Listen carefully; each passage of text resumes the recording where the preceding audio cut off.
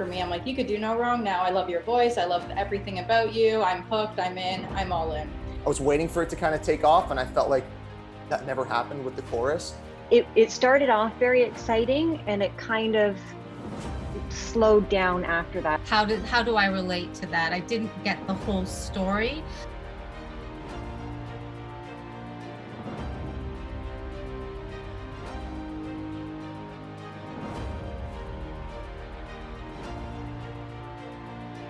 This is an artist competition, and it's not just about their song and their singing. You know, the artists have been through so many different processes during this whole season, and, you know, have had so much feedback from us. And I think, you know, at the end, they'll feel like, okay, I'm ready to go. The work has just begun, pretty much, right? Like, this just shows you there's more to do.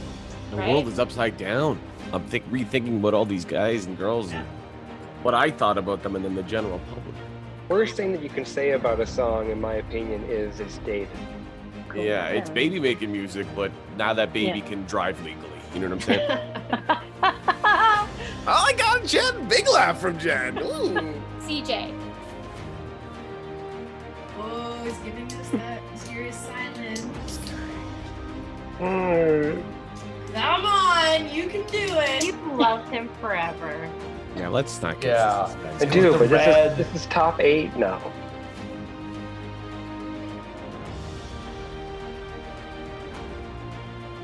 So, it's time for you guys to decide the top 8.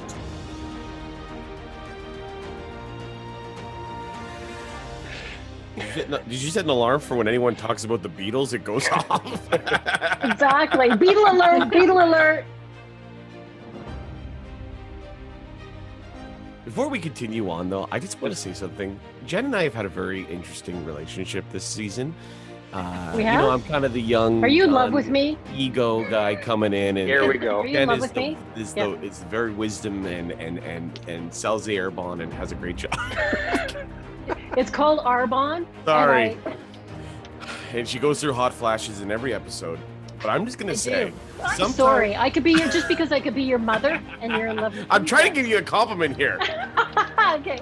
But I will say this: everything that Jen has said in the last, I think, 2 episodes was mirrored identically to what the industry professionals said. Everything that went, every negative or constructive criticism thing, I'm like, damn it, Jen said exactly that last week, and it was just like boom, boom, boom in a row. Jen, you're good at your job, all right? You know exactly what you're talking about, and I'm just some funny, muscular guy who comes into this. Did you wait for the check to clear first before you said that?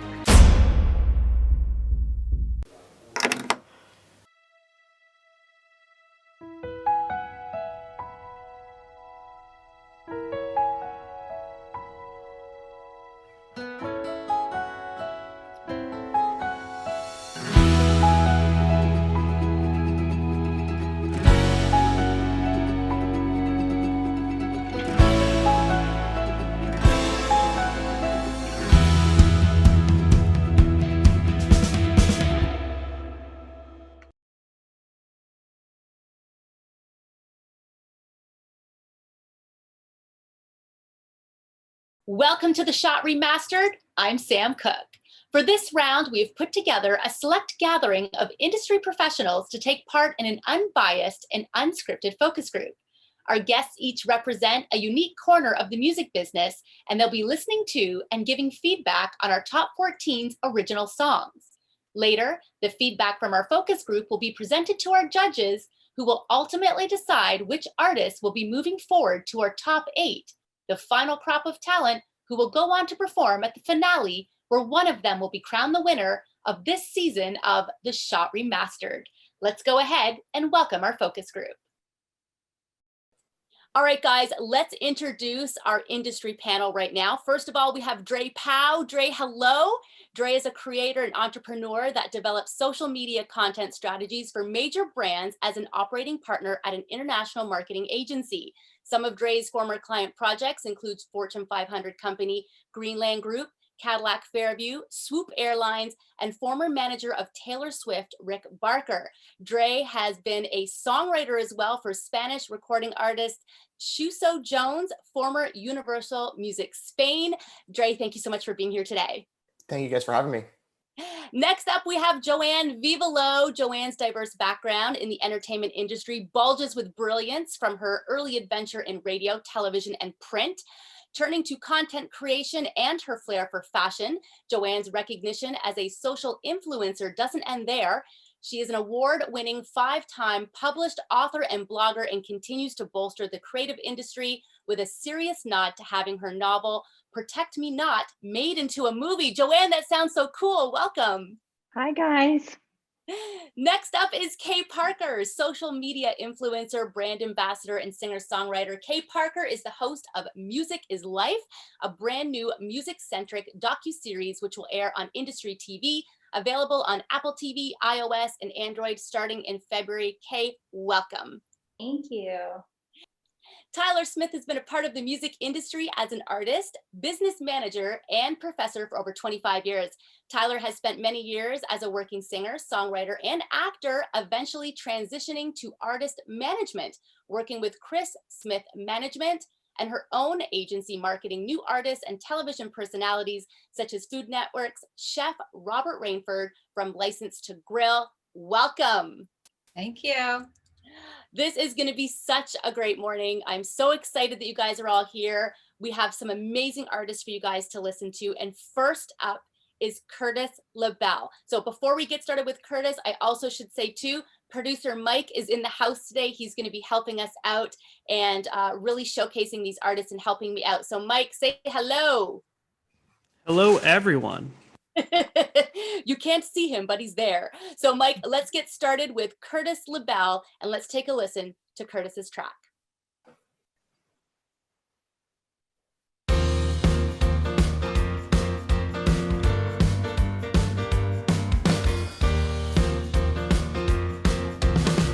Don't wait for the postman. He don't have anything to give you. But these city nights are out to get you.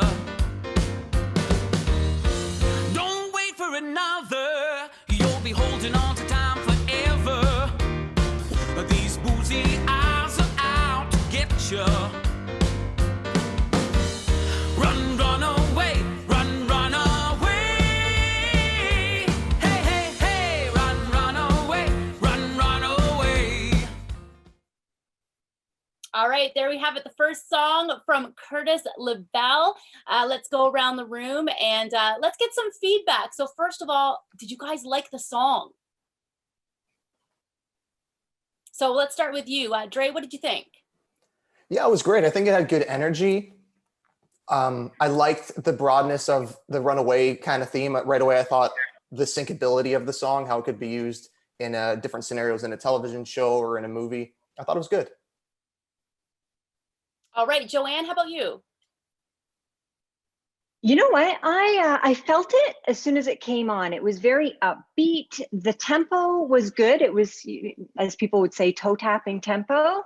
It reminded me a lot of Elton John, which is very familiar in the music industry. So it gave you a sense of comfortability. Now, how about emotion? Did the song evoke any emotions for you guys? Did it bring you back to another time? Like, is it something that you could hear on the radio and be like, yeah, you know, that song reminds me of something? Did you guys get that kind of feeling when you heard it?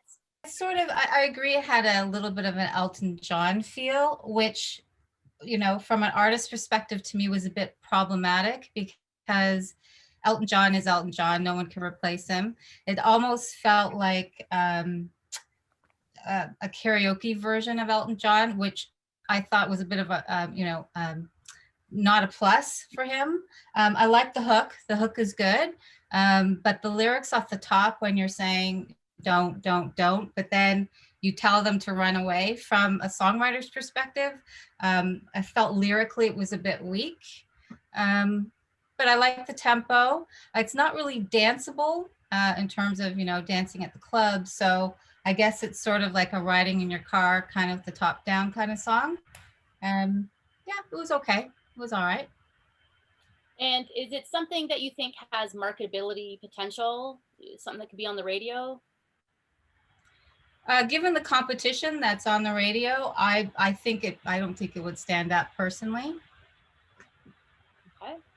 And what about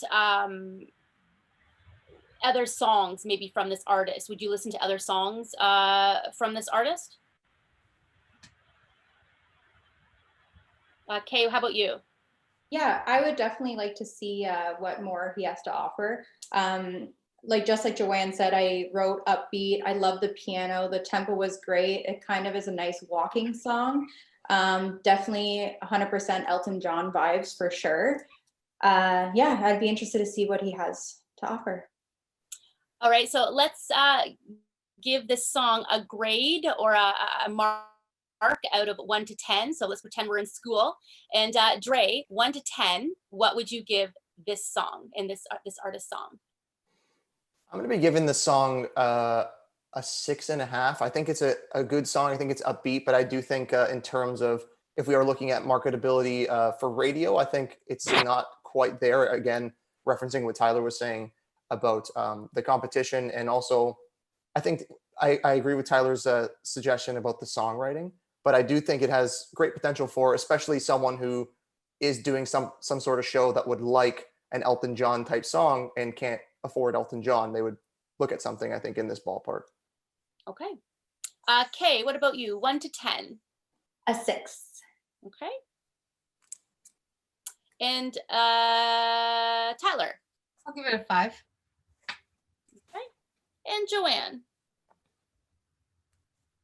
I'm going to give this a 6, and only because this is the very first song that we've listened to. It's really hard to put it on a scale comparatively to the other music and genres going into this category. But 6, I don't want it to sound like it's a bad score. 6 is actually a fair and a decent score.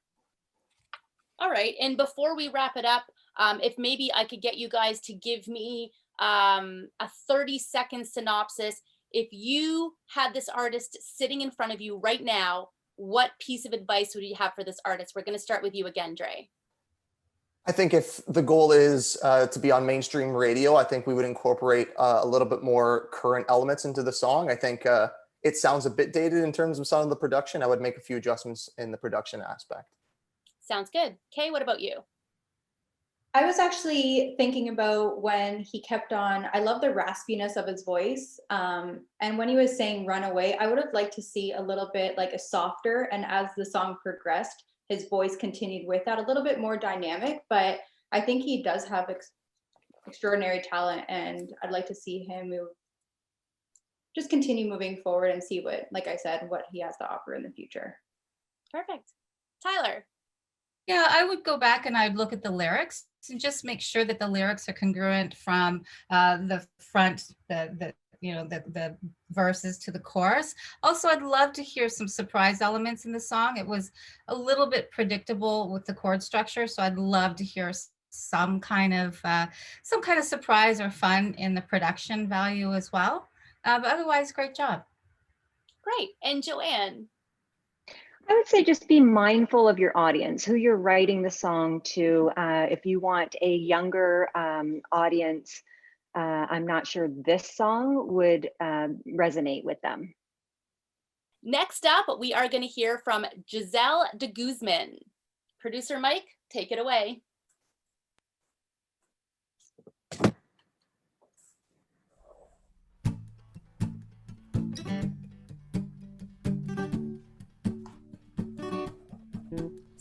And we thought got the whole world under control.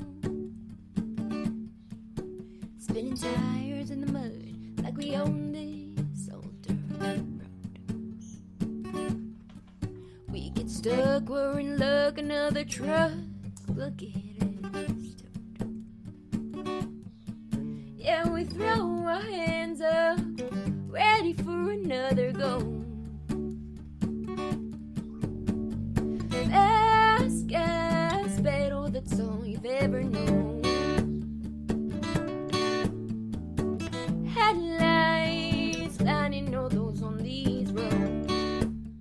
right, Giselle de Guzman with her track. And let's start with Tyler this time. Yeah, okay. So I like the sound of her voice. She has a really cool sounding voice. I will say, you know, the whole point about songwriting is to communicate, right? You want to communicate with your listener, obviously get things out too. But, you know, you have to be careful that songwriting isn't just a therapy session. You want it to connect with your listener. I probably understood maybe 1 in 10 words that she was saying. So therefore I couldn't connect with her.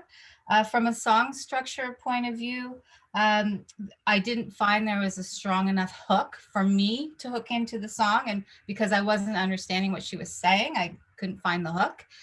There wasn't a lift in term melodically, the chord progression, wasn't much of a lift to bring me along to some kind of a crescendo. So there was that too.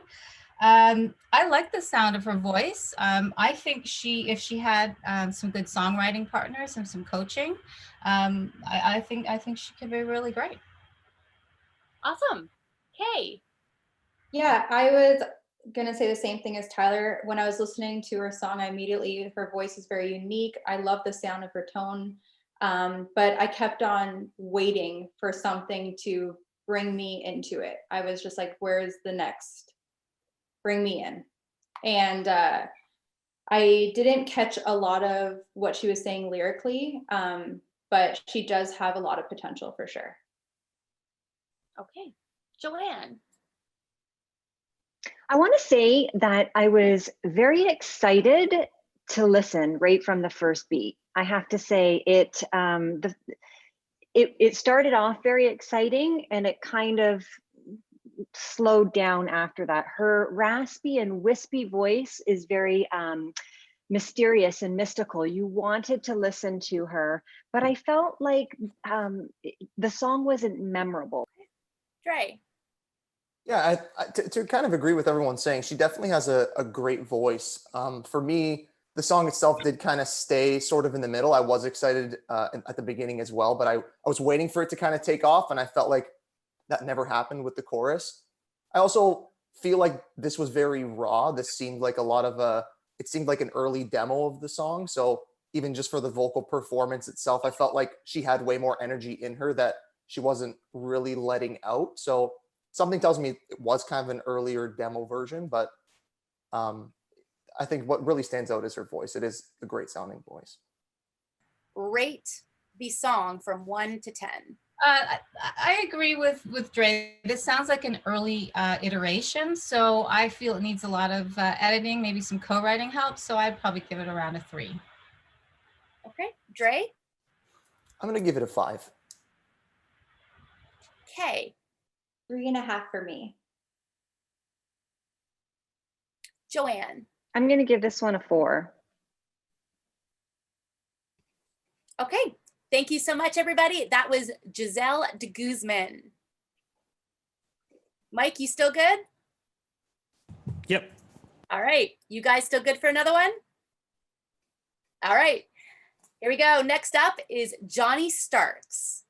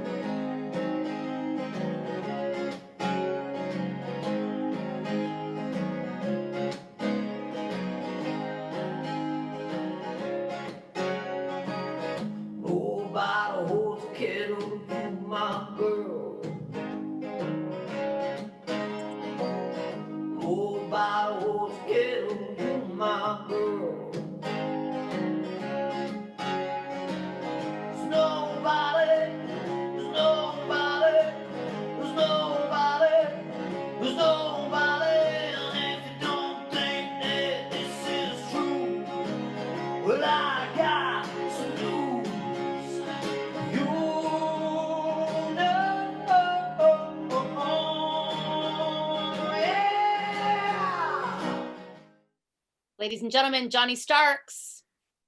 All right, let's work it out. Tyler, what do you think? Okay, so there's a few things. I'm lucky I got to read the title because I actually thought he was saying no bottle holds a kettle. And I'm thinking, why is he talking about bottles and kettles? I didn't get it. And then it took me about, I don't know, the third of the way of the song to realize he was saying nobody holds a candle to you. So, his enunciation was a bit off. Leading into the chorus, so the 4 bars before the chorus is the pre-chorus, there was some funky chord progressions happening there. I felt like he was trying to lift it into the chorus. And then, some weird chord progressions there. And then it kind of dropped into what felt like a broken down version of the verse. So melodically, I didn't find the song that inspiring. I think he's got a cool sounding voice. So there's definitely some talent there. I would suggest a co-write and a co-writer. And just some modern production values, I would say. Work on the production values as well. All right. Kay, what do you think? I'm going to talk about a little bit at the end of the song. I don't know if that's kind of like him adding his own personal swag to the song, but I just found like he was filling in gaps. Like with the na na na part in the ending, like I think that was him trying to be like folky and just kind of making it his own, but it just kind of felt like he had an ending that just needed to be filled. I do love his voice. I think it's great. I do feel like the way the song was created and the way it matched his voice was kind of, I'm trying to find my words here, but it just didn't feel like it went together. Dre. Yeah, I think the one thing that stood out is he definitely had good character and good energy to his voice. In terms of the song itself, again, this felt really raw. This felt unfinished. There were some good ideas there, but it seems like this is definitely not a finished song for me. And a huge problem I was having was understanding the lyrics, especially for this one. So it was really hard for me to connect to the song because I honestly didn't know what he was saying. But what did draw me in was that energy. So it's great that he has the character and energy, but the song's just unfinished in my opinion. Okay. Joanne. Okay, so Johnny Starks, I feel like his tonal techniques were really good. I enjoyed it. His musical texture I felt like it was kind of Stray Cats, but a very slow version of Stray Cats. I wanted his song to really speed up. I wanted it to pick up and to feel like I could jam to it a little bit more. And so for me, that was a little disappointing that it didn't do that. I thought he had great vocals, absolutely. But I kind of, in terms of where I saw this going, I kind of felt like it was almost like a TikTok meme where people are like, hey, listen to this at 3 times the speed, only because I felt like it was a little slow. He needs somebody to give him a little hand. All right, so let's break it down 1 through 10, and we are going to start with Dre. I'm going to give this a 4.5. Joanne. I'm going to give this one a 5. Tyler. 3. Kay. 3.5 again for me. Okay, that was Johnny Starks. Next up, we are going to hear from artist Patrick Clark.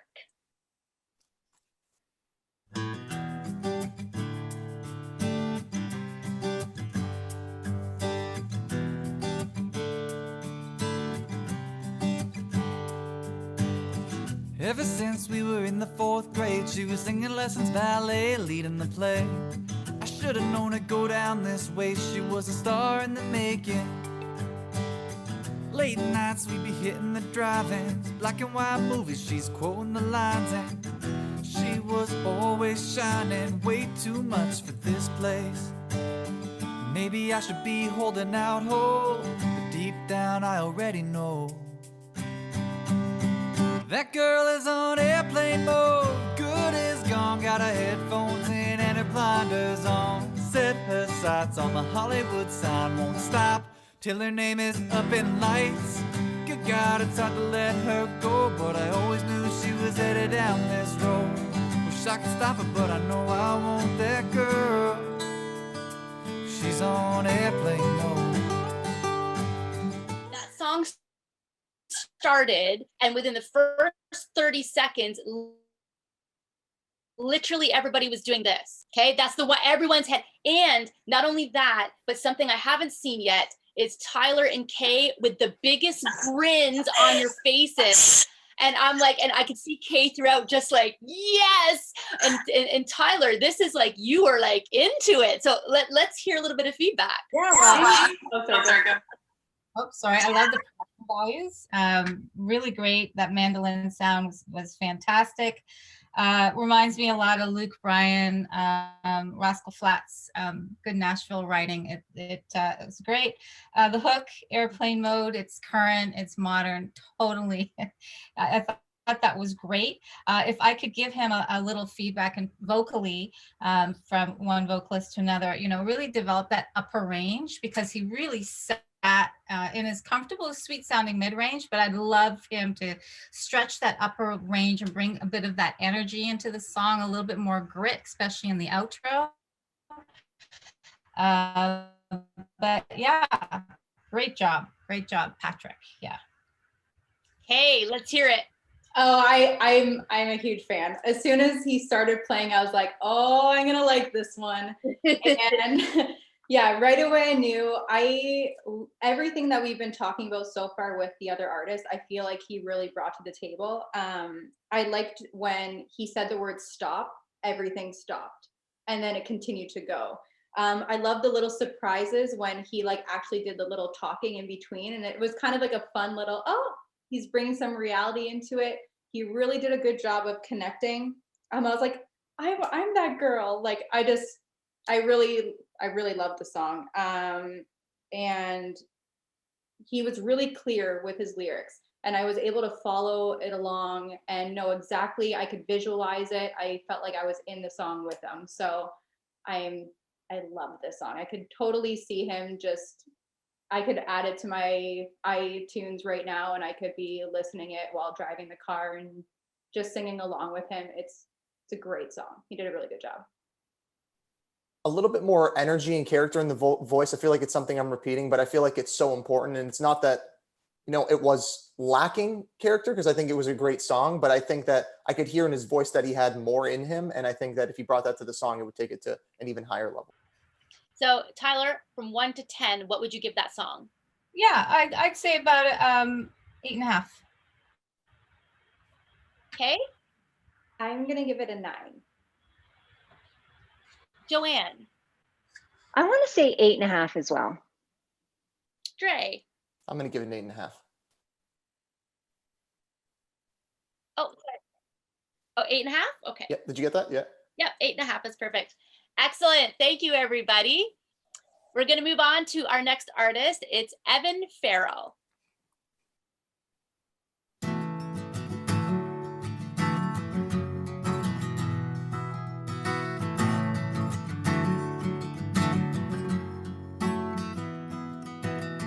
Your truck can beat mine in a race any day, anytime. Built for the blacktop, leaving them cars in the dust. Your shoes were made for looking, sitting on a shelf. They never took them outside of the box, afraid of a little scuff. Yeah, that's what they were built to do.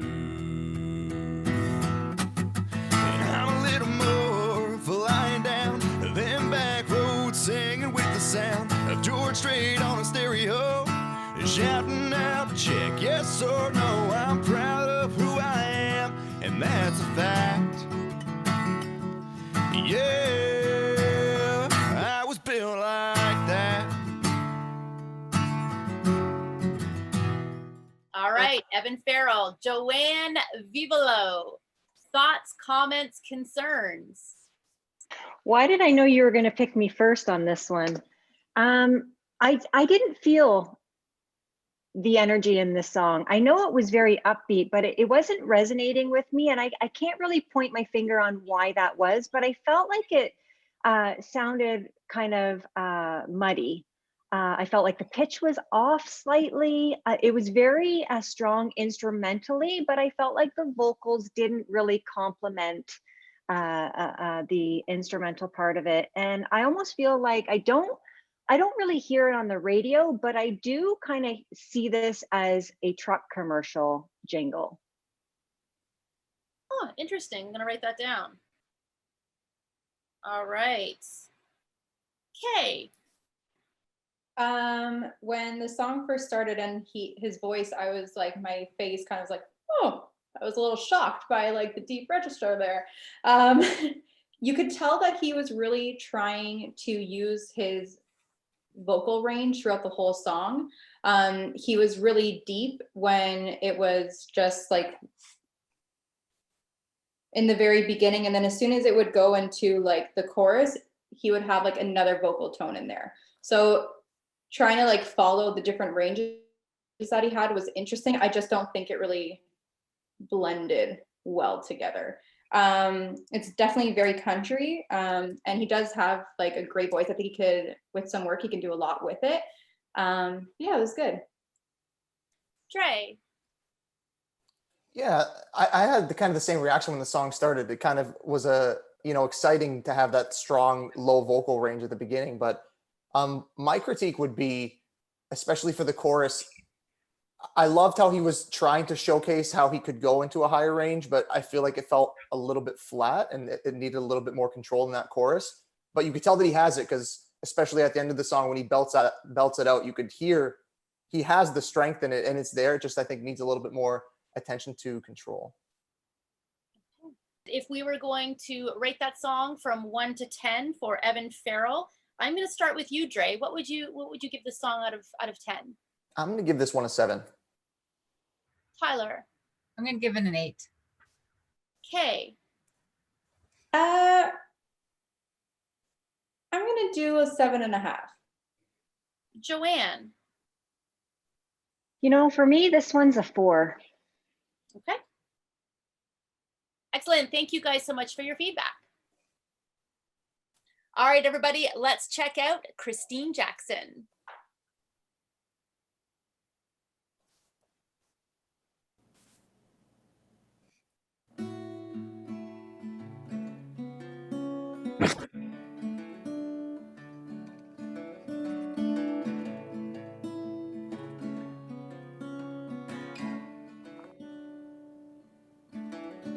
I just can't keep holding my breath, 'cause I'll be 6 feet under there. To you, you know my intentions, they are true, but I can't keep waiting for you. I just can't keep holding my breath. I remember when I was a little girl and you were there for me. All right, Christine Jackson, let's get right into it. Kay, what are you thinking? How you feeling? So as soon as I heard it, I had like a really nice smile on my face. She had like the most beautiful melody. Her voice was beautiful. It's so soft and comforting. I could totally see myself just like putting on her voice and having a morning coffee, and just, it's a very relaxing sound. I had a little bit of like Sarah McLachlan vibes actually, a little bit with her. And the only thing that I would say that I kept on questioning was where she was putting her harmonies. That's kind of like my only comment about that. And if you could give her advice, what would that be? How would you change that? That's what I was trying to figure out. It just seemed just to not fit. Like it was just kind of like they added it here and added it there, and I would just kind of like to see the song like flow a little bit better. But she does have a lot of potential, and I could totally, like I said, see myself listening to her. Yeah, Okay. she's really good. Dre, thoughts? Yeah, I love her voice. Like, it's believable. I believe her when she's singing. It's very soothing. And for me, the song, I would have loved to hear a little bit more diversity. I did also for this song feel it kind of stayed in the same place for it. But I'd love to hear more from her because I feel like, I don't know, not to say that this isn't what I would go with a lead single, but I do feel like there may be some different diversity that she can add to the song itself. Okay. All right, Joanne. Okay, so I really liked this song, and just taking all of the professionalism and what you should and shouldn't do out of it, just as a listener, without knowing any background on any kind of structure or whatnot, I felt like it flowed really good. It was something that you could put your headphones on and sink into. I felt like it flowed very naturally. I loved the harmony element. I don't know, you know, the science behind the harmony, but I do feel like the harmony element worked for her in that song. It was very sultry and soft. It felt warm and soothing, and I enjoyed it. Tyler. Oh my gosh, I'm sorry. I feel like I'm going to be so unpopular. First of all, her voice is really pretty. So there's that. I really appreciated her voice. The song, it felt to me like a therapy song. Like, I'm having a bad day, I'm sick and tired, and I'm gonna write about it. But from a connectivity point of view, I didn't connect to the lyric. Okay, so you can't keep holding your breath. Okay, now what? Like, how do I relate to that? I didn't get the whole story. So lyrically, I didn't feel like she had painted the story enough for me to be able to join along with her on her journey. The vocals, although sweet, I felt were a little bit weak, definitely. And I agree the harmonies were, maybe an attempt to beef up the song a little bit, but it didn't quite work for me. The guitar definitely needed some work. I would, if I were to give her some advice, I would say get a co-writer, really flesh out those lyrics, flesh out the story of the song. What is it that she's trying to say to the audience? Because it is about an audience. Otherwise, you're just singing in your living room by yourself. And then get some good production values around it. Okay, and so I love that you just gave the 30-second synopsis there, and I'm going to get to Dre, Kay, and Joanne in a second. But I did want to ask you a question because I noticed this came up a few times, and I think a lot of you have said this. When you talk about like therapy songs, as someone who's not a singer-songwriter, I assume that a lot of these songwriters, they write from obviously experiences. And when you say therapy songs, are you saying like they're putting it on paper to get their own feelings out? Is that what you mean by that? Yeah, and really music is a great way to get your feelings out. But if you're creating a song to have to connect with an audience, you have to tie it around. You have to bring the audience in. You can't just create this wall of I can't hold my breath. I mean, you're creating a wall. You have to bring the audience in when you're talking to the audience. Say, listen, I can't keep holding my breath. How about you? Have you been there? Have you ever experienced that and felt like you're in a relationship and you just can't keep holding your breath? So there's a huge difference between I can't keep holding my breath to how about you? How do you feel? Okay. Right? And that difference between the amateur and the pro is to be able to bring people into your sphere. And I think that like the only way I can relate to that is radio because I was a radio host for decades. And it's like, you can never, nobody cares about your personal issue. But when you start saying, how about you? How do you feel? And when you start connecting to that one person and it's not you're talking to an audience, you're talking to one person sitting in their car, in their bedroom, and they're listening to that going, damn, yeah, I can relate to that. So I'm assuming it's the same kind of thing. That is so on point. That's exactly it. So when I used to teach songwriting, I would say, pretend that you're in front of somebody and you're singing this song to them, and then you're asking them to join in with you, right? Are they going to feel like joining in? Is it going to be a natural for them? And that's that communication that I keep talking about, because songwriting is about communicating. All right. And Joanne, we'll just start with you. Rating the song from 1 to 10. I kind of loved it, but I want to give it a 7. Okay. Kay. 7.5 for me. Tyler. 6. Dre. 6.5.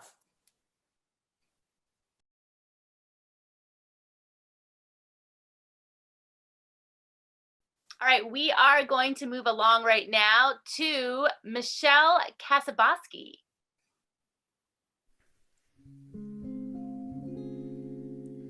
How do you write a song about someone who did you wrong and all you have are ballads?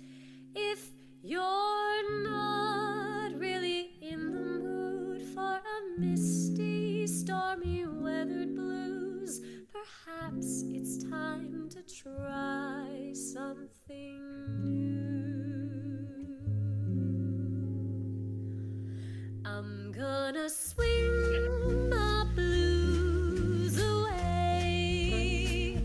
I wanna sing about somebody great, and that's not you anymore. Since you walked out my door, 3 strikes you're out.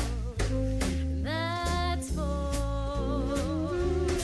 Michelle Kasabowski, what are we thinking? What are we feeling? Dre.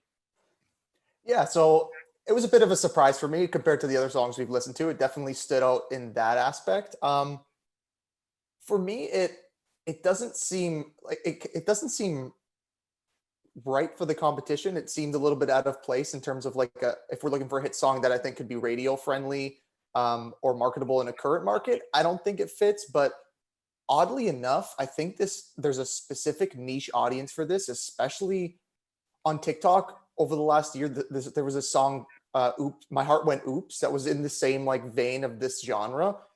And there's a couple influencers doing old style acting skits that I think would use this song. So I would know how to market this song, but I don't think it's something that we would hear on the radio. All right. Kay. So I was laughing to myself when I first heard her voice because I was like, God, she's like Cinderella in a Disney movie. Like that's like the very first thing that I thought of. And when I listened to all the artists, I kind of imagine what would I be doing? How would I be listening to them? Like, what can I see myself? Like, I want to put myself in that kind of environment. And right away, I was like, I can see, like, I used to work at a winery, and this is the kind of style that we have for like jazz festivals and for eating at a bistro. Like, this is a music that you would hear in the background.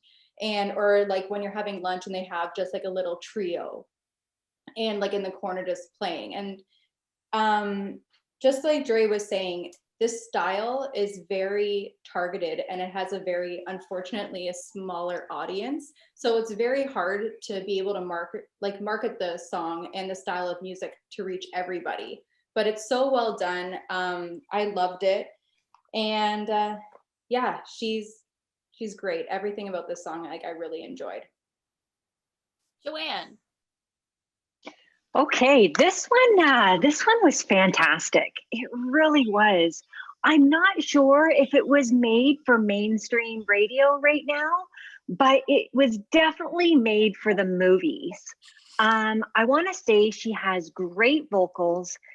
It's catchy. 3 strikes, you're out. That's 4. It's memorable. It's something that you can take with you and maybe even use as a hashtag or something on one of your social platforms. The melody is catchy. I feel like I fell into a time warp. It was really phenomenal for me. The harmonics, I think, belonged to that genre and her style. So I think that she did a really great job on that. The articulation of her lyrics were on point. And I feel like the tempo was kind of perfect. Perfect. And Tyler. Yeah, there's so many great things in this artist and this song. And I would just say, and thank goodness we don't rely on mainstream radio as much anymore for our careers, right? There's a lot of different ways to make money outside of mainstream radio, although we certainly appreciate mainstream radio. So she reminds me of kind of a lighter version of Diana Krall and Holly Cole and Carol Wiseman. there's a huge market for singer-songwriters like this. It's absolutely massive, not only just in Canada, but worldwide. She could find a huge audience if she had the right team of people around her. There was she has a great personality. There was actually humor in the song. I mean, how great is that to have some humor in the lyric? Her sax solo busted out with a bit of Time After Time in the solo. That was very, very cool. Yeah, I really loved her. I think she'd be great. I do feel she needs to work on her vocals. They're a little bit thin. So I would definitely work on those vocals, but again, a good vocal producer could help her with that. I thought she was great. Really liked her. Yeah. Joanne, the song 1 to 10. I loved it. I'm giving it a 9. Tyler. 10. Kay. 9. Dre. I'm giving this a 9 as well. All right, up next, we have Jessica Leong.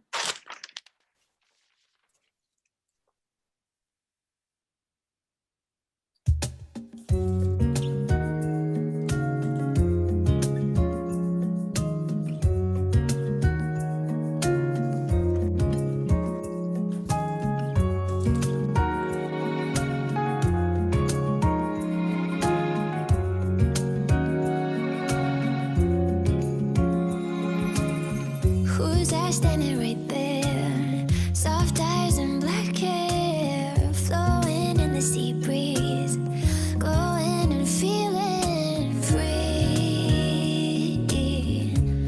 But where are you from? Thought she needed to change. Got rid of her last name, maybe with a white dress. They wouldn't see her golden chest. All right, Jessica Leong, we're gonna start with you, Dre. First initial thoughts. Yeah, I feel like I keep saying this as we keep going, but this is probably my favorite vocal that we've heard. Her voice is just, I don't know, it reminds me of like an Ellie Goulding style voice. I'd love to hear this on an EDM track, but yeah, the song was great. I think for me, the thing that I would have liked to see worked on was a little bit of the hook. For me, the hook wasn't super memorable. It wasn't something that I think has a lot of replay value, but I think her voice is awesome and I'd love to hear more of it. Okay, Joanne.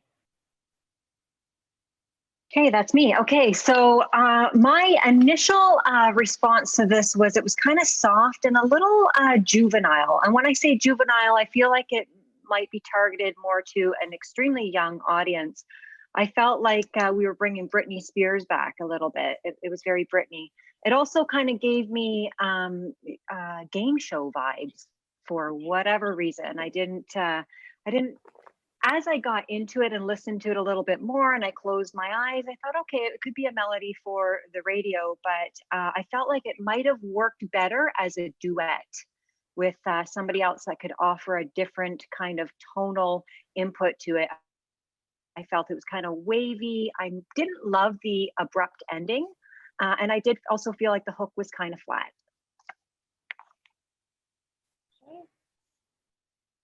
Okay. I loved it. I think her voice is so unique. The intro grabbed me right away. I love the production of the actual song. Everything behind her vocal was so well done. It flowed really well together. I was vibing the entire time. It was a nice surprise. I'm really, really excited about her. Tyler. Oh my gosh. Okay, I have a novel. Sorry, I will be very quick. Okay, so whenever you blow a lot of air through that vocal, you still have to have a tone in there. So people who do it really well, Sarah McLachlan, Nora Jones, very nice airy sound, but you still have a beautiful full quality to the vocal. So again, I would suggest a little bit of work on making sure you get really the center of the pitch. I like my colleagues here, I didn't find that there was much of a hook. There was a nice lift. I found the pre-chorus had a nice lift into the chorus, and then it kind of died a little bit to me. I really liked the bridge. I thought, oh wow, this is going somewhere. It's really cool. And then it was like 8 bars too long, and it didn't really go anywhere. Let me see. Okay, I think I can stop there. But the song needs a lot of work. And then if you think about from an artist perspective, a touring artist, could you sit through an hour and a half, 2-hour concert of that? I personally would not do well having to listen to her voice like that for 2 hours. So I think her voice needs some work. She needs a good team around her. It's so funny because I'm on the total opposite spectrum where I'm just so in a trance with her voice because I just found it so unique that it kind of brings me just wanting more to see what else she comes up with. But they are 100% in what they're saying. It's just I'm very excited to see like what she can do. So I'm assuming when you give Jessica a grade from 1 to 10, you're going to be somewhere in the high. A little bit higher, like 7.5, 8, just because I really, really love the uniqueness of her voice. And I just like when people are different from the rest. Tyler, what are you thinking? 1 to 10? 1 to 10, I'll have to go with about a 5. Dre? I'm going to give this a 6, but I feel like the voice is more than a 6 by far, but I'm going to give this song a 6. The song, yeah, okay. And Joanne, the song, what are you giving 1 to 10? I think when you're working in a very competitive industry, this song grades about a 5. It needs some work. Okay. All right, that was Jessica Leong, and up next is John Muirhead.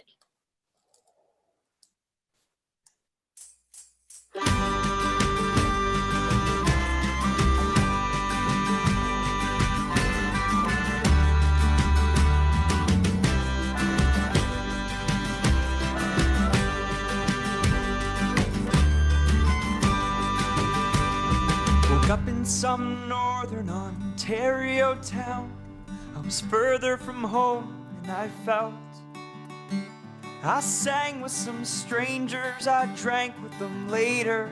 Next morning the road stared me down. And all of the hours I spent on the road outnumbered the people that came to the show. But it could be my last, so I'll play at full blast, and I'll pack up my gear and I'll go. All right, John Muirhead, grab your red Solo cup, everybody. That's how I felt. But anyways, it's not about me. It's about you guys and what you think. So let's start with you, Kate. What did you think? I was just laughing because the first thing I wrote was campfire jam. Right? Like, I just want to like go and like have like a keg with all my friends and just like, it's just one of those things where you go around, you grab your guitar and you're all singing along, and you can just tell that his energy and vibe towards music, he just loves doing it. And even what he said in the songs, he's like, it's all right, I'm just doing my thing. And you can just, I feel very like he has a very carefree like aura about him. It's a great storytelling piece. You can definitely see like what he's talking about, and you kind of like think back to like when you were doing those things, and especially living in the country, I'm like, oh yeah, like I've done those nights. It was just a nice relatable piece. It was really like nice and light lifted as well. It's a good song.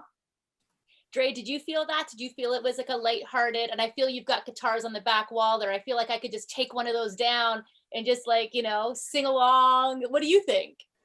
Yeah, right away, actually, the first thing I wrote down was how much I loved the storytelling element of the song. And I like the structure of the song as well. It had a good energy to it. And he knew what he was doing with the song. You know, it's a fun sing-along type song that's kind of showcasing the life of an artist. In terms of marketing the song, I think I right away thought of TikTok again and just talking about, you know, the life of an artist and the different things that artists go through. I think that appeals to people who love creativity, but I also think there's a major audience that loves seeing, you know, the different struggles that artists go through. And I think it seems like he's owning that, and that's what his brand is that he's going with. And yeah, I think this could do well. And you're nodding your head, Tyler. That's you're in agreement? Oh yeah, I actually forgot I was supposed to critique the song. I was just kind of enjoying it, and it kind of reminded me of the days of some great folk Canadian singer-songwriters like Ray Forbes and Sherry Elrich, the Pied Pumpkins. I wrote a few down. Hometown Band, Canadian bluegrass. I mean, it's. I feel it's so authentic to us as a nation. So that's very cool as well. And I thought he was kind of fun and young and modern. I would definitely tighten up the band. That kind of instrumentation, while loosey goosey is, everyone gets around the campfire. I think if you want to record it, it's got to be tightened up a little bit. But yeah, I really enjoyed his voice. I loved the whole thing. I would definitely go and see him for sure. That's a huge statement right there. Yeah, because nowadays, right, people have so many artists to choose from and who they spend their money on. So for you to say that, like, I'd spend my money going to see this artist, that's a big statement. Joanne, what do you think? Yeah, I also felt like this was very fun. I could feel his emotion in the song, even though it wasn't like hardcore raw, but I could actually feel the element of his emotion in the song. I love the instrumental dynamics that he kind of used within his song. I felt comparatively, I felt that I could relate it to the Pogues in a small way, or maybe even like a Bare Naked Lady / Stomping Tom Connors. I felt like it was very texturized. I did feel like his vocals were a little choppy, that he could have worked on that a little bit. And this is one of those songs that I personally feel like I would need a few pass-throughs to really get the total juice out of all of the song. In terms of giving the song a grade from 1 to 10, Joanne, what would you give that song? I'm going to give him a 7. Okay, and Dre, if you could give 30 seconds of advice to John and rate the song from 1 to 10, what would you do? Yeah, I think, like I mentioned earlier, I love the structure of the song. It has good energy. I think he knows who he is by listening to the song. I would be focusing on how we would market the song. And I think him establishing his TikTok presence and getting ready to be a little bit vulnerable and show what his process is like, I think would go a long way with the song. So I liked it. And what would you grade the song? I'm going to give this an 8.5 out of 10. Perfect. Tyler. Yeah, I agree with everything that Dre just said. Also, again, what Joanne said about the vocals for sure, and earlier, tighten it up. Yes, these songs are fun, but it still there's musicality involved, so definitely tighten it up. And then think about himself as an artist, an hour and a half of this and what kind of journey he's going to bring the audience along for. I think he should think about that and weave a story. Other than that, I loved it. And I'd give it a 9. Okay. Kay, what about you? Yeah, Tyler took the words right out of my mouth. I'm going to give him a 9, but to just kind of piggyback on what she was saying, I'm interested to see the kind of dynamic as he is as an artist. And if he was to create an album, like, you can always have the fun song, but how is he going to pull it all together? I'm really interested to see his future songs and how it all kind of connects together.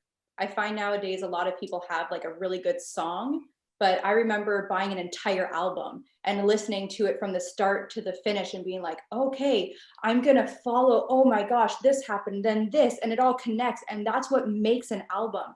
And I feel like nowadays, when I don't wanna spend money to go see an artist that I know one great song and I'm jamming out, and then I'm just like, oh, well, these songs are nowhere near that. I wanna find an artist that pulls me in for the entire album. So my favorite artist is Tom Petty, and every song I didn't want a bathroom break. I was in there with him, and anytime he came to town, I was like, I need front row. I want to feel the sweat. I need to be like, Tom Petty is my entire world. And I just want those artists to come back, like Pink Floyd and Queen. And I miss that. Sorry, my rant's over. No, that's great. Yeah, we're all in agreement. Yeah, absolutely. We're all agreeing with you. All right, that was John Muirhead. We are moving forward, and this artist is Tammy Opalai.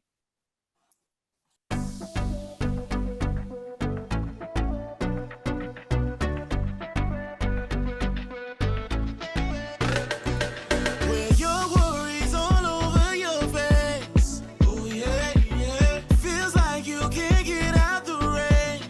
Oh yeah, yeah. And today is just not your day. Oh yeah. Don't you worry. No need to worry. Yeah. Gotta have faith just to get through. Gonna get better, believe it is true. Gotta look to the sky, just you and I. Love lives forever. Said it's alright. With everything we go through, we'll be alright. Tammy Opalai, I am going to go to Dre. What are your thoughts? Yeah, so right away, I mean, the energy got me. I think it was nice to hear, a full rounded song, the full production of the song. He's got a cool tone to his voice. For me, I think the genre is such a competitive genre. So for me, I think it really needs to have an element. A song looking to compete at this level would need to have an element that's super memorable. And for me, it really didn't have a super memorable element to it. I think it's a good song and it's fun, but in terms of replay value for me, it fell a little bit flat. I think he's got a really cool voice. Cool voice, okay. Yeah. All right, Kay, what are you thinking? So I'm not a producer by any means, so if this sounds off, I apologize in advance. But when I first heard it, I felt like the instrumental portion of the song took over his vocals. It kind of, like his vocals fell beneath it.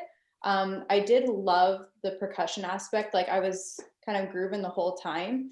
But yeah, just like Dre said, I love his tone. I think he has a great voice. Yeah, that's all. I just kind of was, the instrument, I think, I don't know if whatever has to be adjusted, but it just, I felt like the instruments kind of took over and his voice got lost in it a little bit. Okay, so the piece of advice you would give would be just to kind of work on the production a little bit. The production. Yeah. Okay, Tyler. Okay, so I agree with everything that people are saying. He does have a really nice tone. The song itself, however, I felt was really weak. The hook, I think it was Here For You. I try not to look at the title so I can, see if I can hear the hook. It's a little bit cliche. It didn't bring me in emotionally at all. In terms of what I feel I could say in terms of the production, there was so much syncopation going on, in the rhythm, and then he was doing a lot of syncopation in his vocal rhythm, and they weren't meshing up. And it was, you're trying to hook in to him, and with all that much syncopation going on, like catchy beats, it was hard to really sink into either or, and it just didn't mesh. I did like the harmonies. However, song structure wise, if you have to rely on a vocal harmony to lift us into the chorus, then there's a problem with the writing. So I really, unfortunately, I felt the writing itself was weak. And to Dre's point, if you're going to be in this pop area, it had that sort of dance hall feel to it.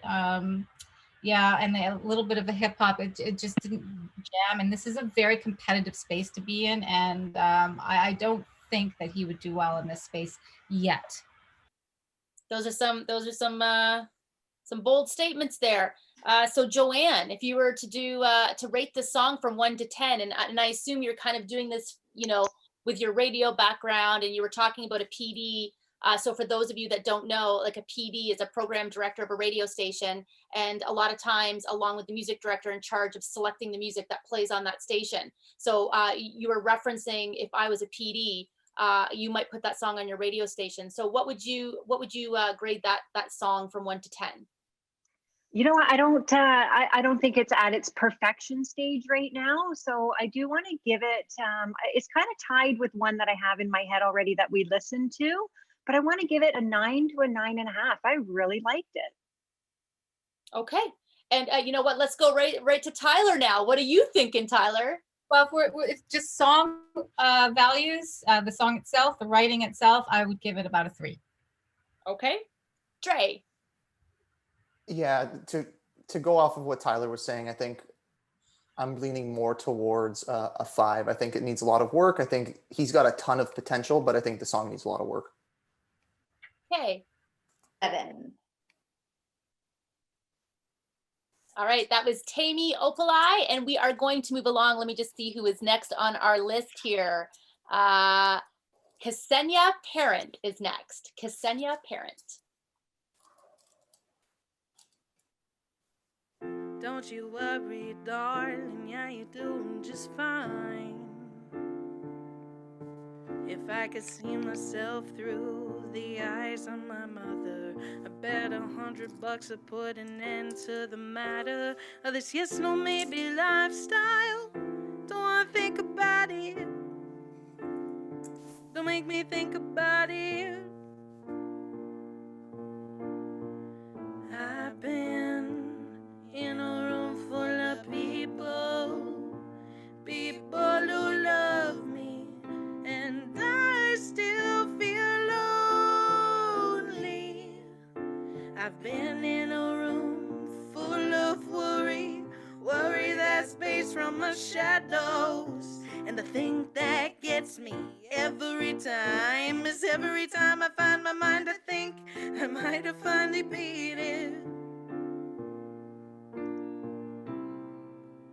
Hello, Mr. Gotta sell my soul. Make me feel power, give me control. Cause the people that love me, well, they're starting to worry, and worry is slurry to a man who is blurry. And that blood gets worse, and the storm begins to thicken, sicken and stricken. That clock keeps on ticking, well, slow down. All right, Ksenia Parent. I'm really interested to hear your thoughts on this. Let's start with Dre. We haven't started with you for a while. So what did you think of that song, and did it provoke some emotional response in you? Yeah, I mean, right off the bat, I could tell it seems like a more raw demo version of the song. So I tried to, just identify what the song was for itself. I was trying not to judge it based on the quality of the song.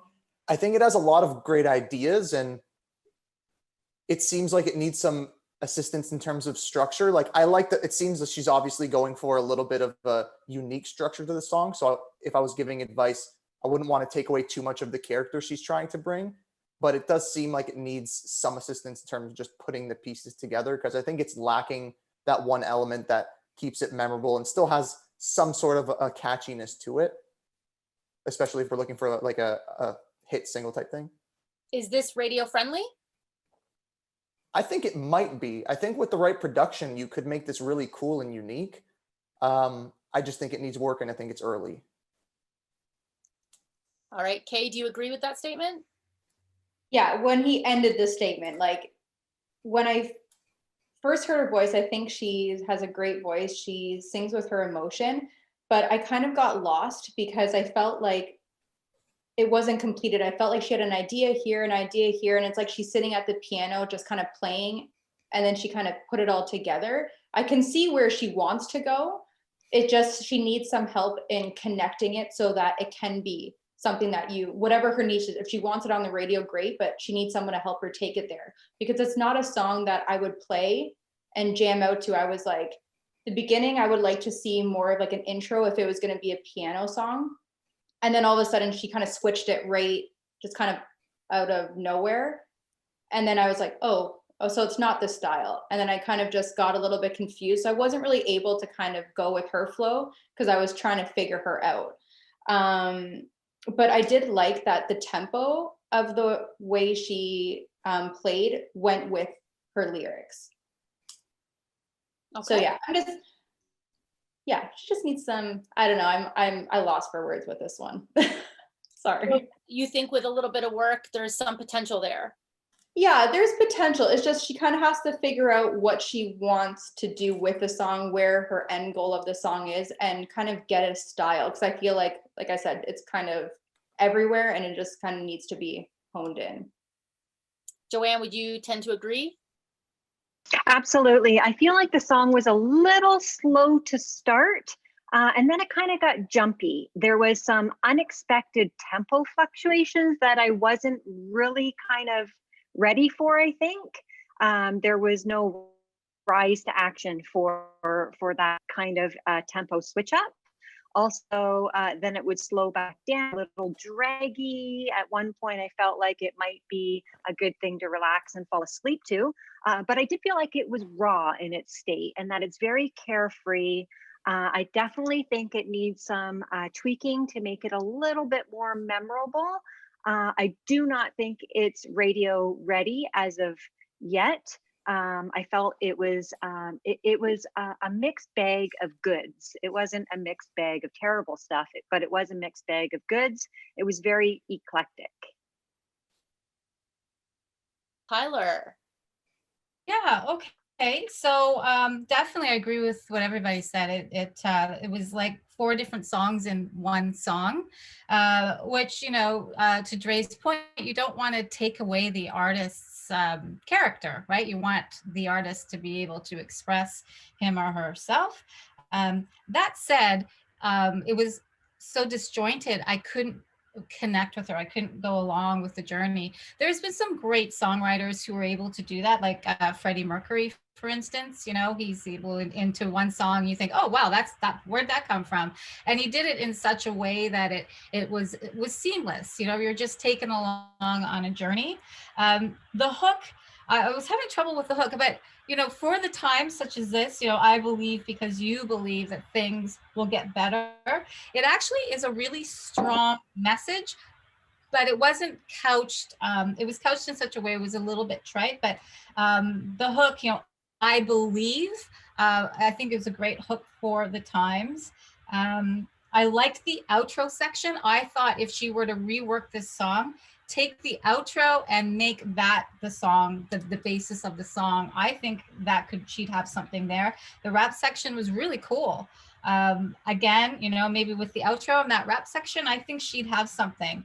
I would strongly urge her to get a co-writer and rework this song. And I absolutely loved her voice. I thought she was great. For some reason, she reminded me of Tracy Chapman in her tone and her authenticity.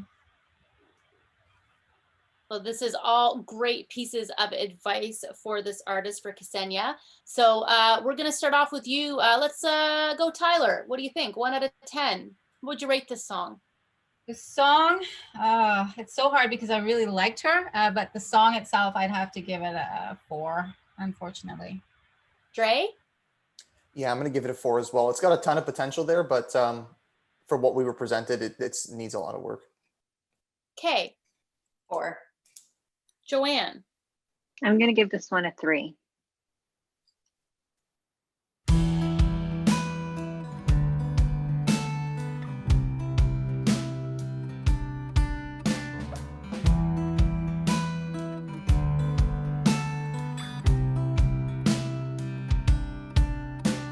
And I am afraid of the street lights.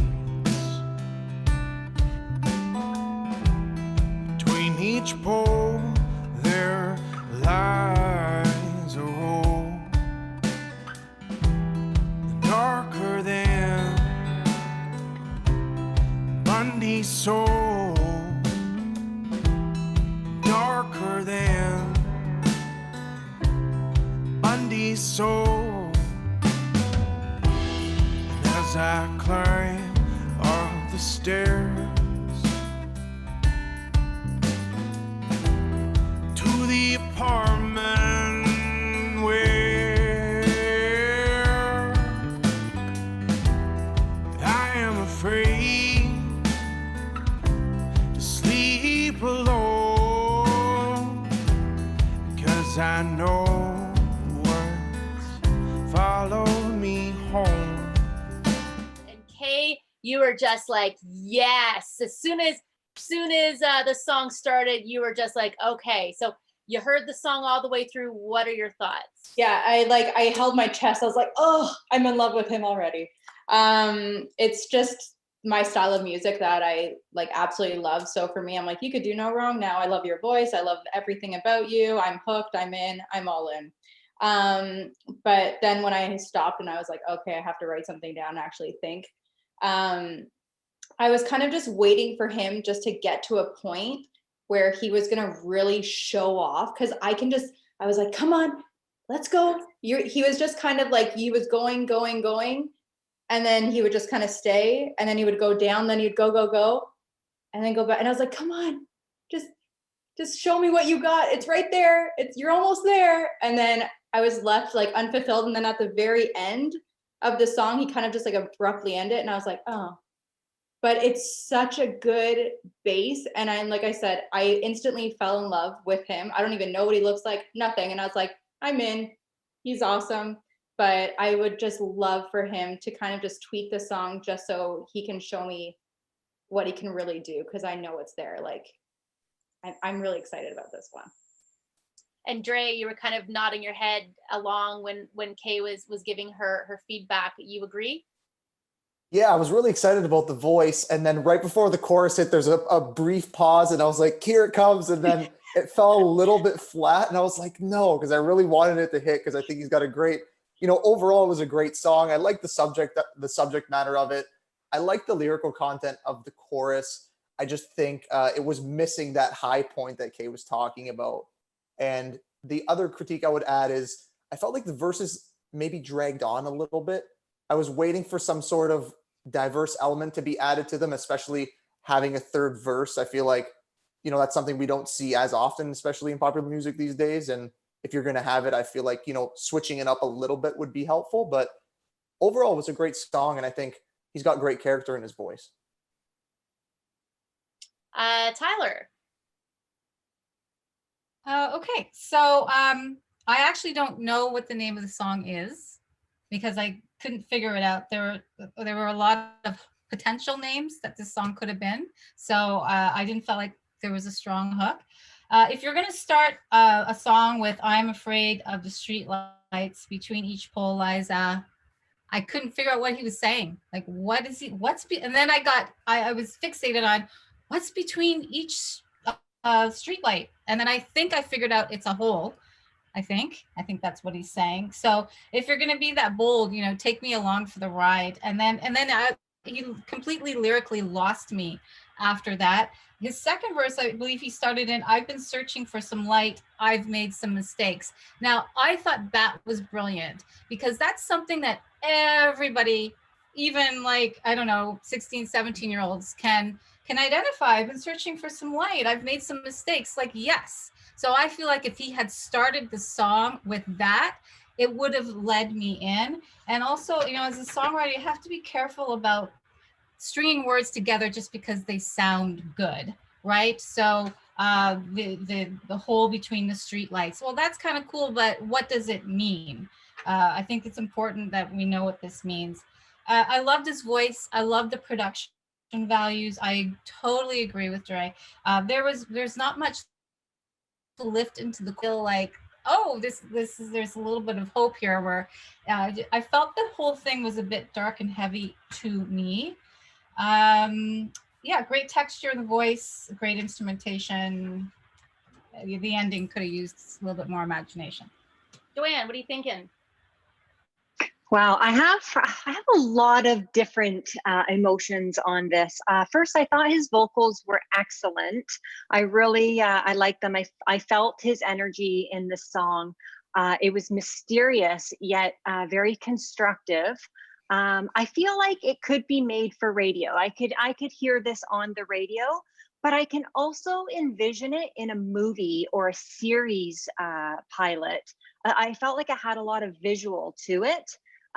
With some good imagination. It was dark, but it was also captivating in a way. I feel like it sets the mood, right? It sets a mood of being, foggy and dark. I think so. I think it was clever, structured cleverly. I feel like he used a great storytelling method. His hook being monsters coming after me.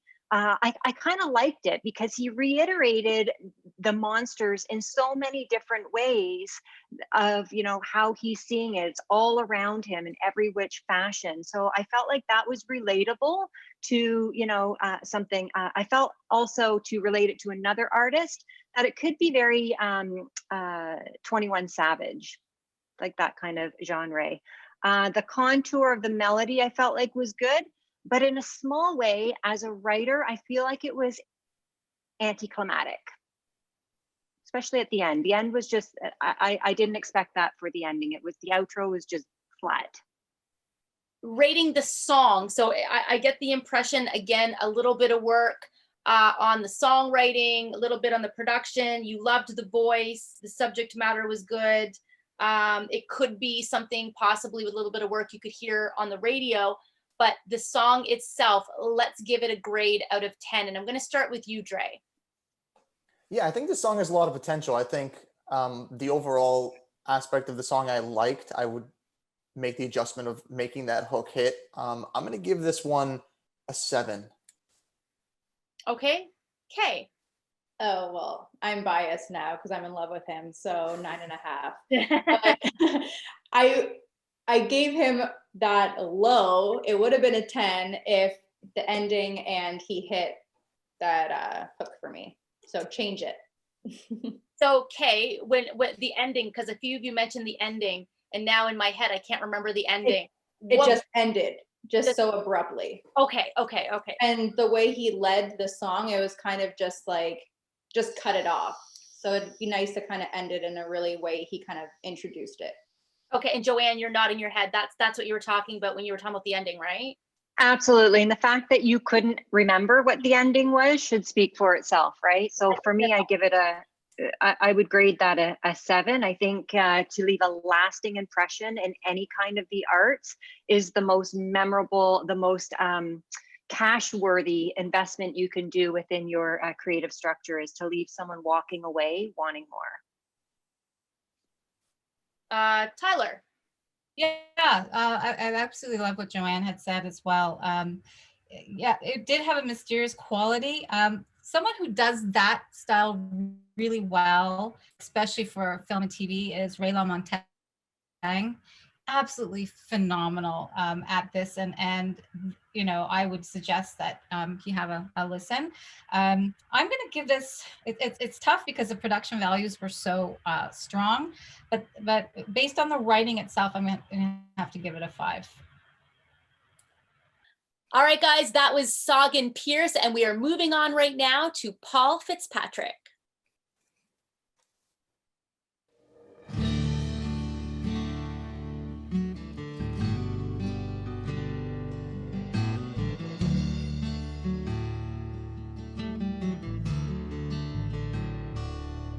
Jumped in my truck, driving down this road. Seen these things won't ever get old. The town where I grew up when I was a boy. Going house to house, seeing all my friends, talking of times we had back then, wishing our time away so we could leave. Yeah, home is where the heart is, home is where I'll be. No matter where I live right now, you can't take it away from me. That swimming hole of my grandma in that old porch swing. Those memories will always be with me. All right, Paul Fitzpatrick. All right, thoughts. Let's go to Tyler. What are you thinking?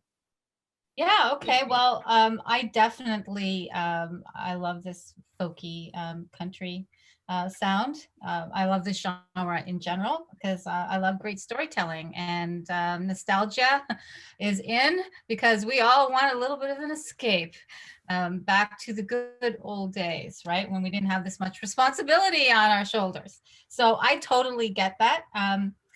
From a strong structure point of view, was good. I would have loved to hear more of a lift into the chorus, to be honest. And the bridge, to me, I felt a little cheated in the bridge. I felt like it definitely could have been more of a lift.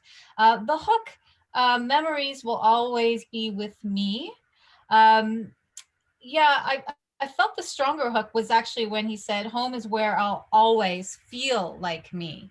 That felt like a stronger hook to me. Either way, he should have, to me, in my opinion, hit the hook a little harder throughout the song. Yeah, that's big. And I like his voice. I like his voice just fine. Radio friendly? Yep. I think with a stronger hook. Yeah, so just a little bit of a rewrite would be great. Yeah. All right, Dre. Yeah, I think it was like a sweet, heartfelt song. Like I really felt the storytelling element to it, and I enjoyed that aspect of the song. The home is where the heart is rode the line of cliche when that kicked in. I think the rest of the song held that up, so it didn't completely ruin the song for me or anything. But I do feel that being careful with cliches of what you're using, and if you are using it to, not overdo it to make it seem a little too cheesy. But the song itself, I love the storytelling aspect to it. I think the vocals and production side could use some work, but I do think that this was probably a good demo that he was sending us, so I wouldn't necessarily make it lose any points on that. Okay. Joanne. You know what? I have to agree with all the comments here. I think it had a great outline and hit all the milestone moments. Like they were very, the story itself was very believable. And for that, I feel like it's marketable with the way that it was put together. It has a good radio vibe to it. It's singable. I feel like it's singable.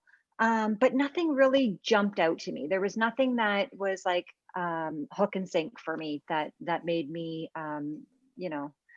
really want to jump on the bandwagon for this one. Okay. And Kay. I feel like a little repetitive now, but what I love about the genre of country music is that it gives such a great visualization. They have a really great way of storytelling.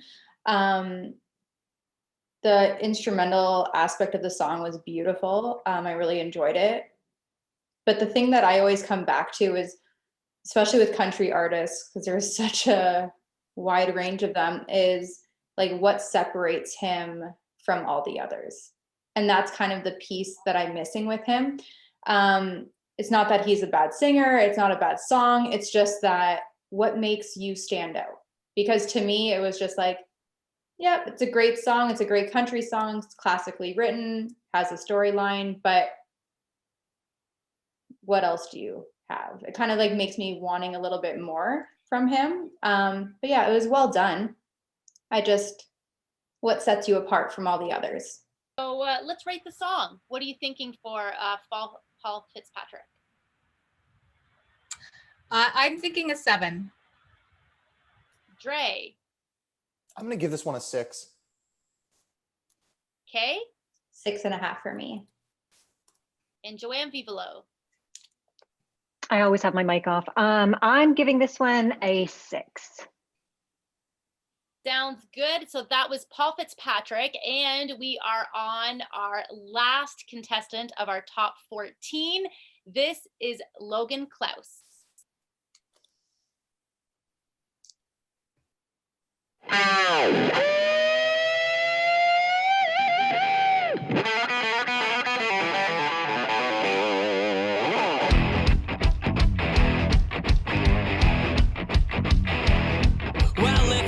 It's like an elevator, I'm stuck in one place.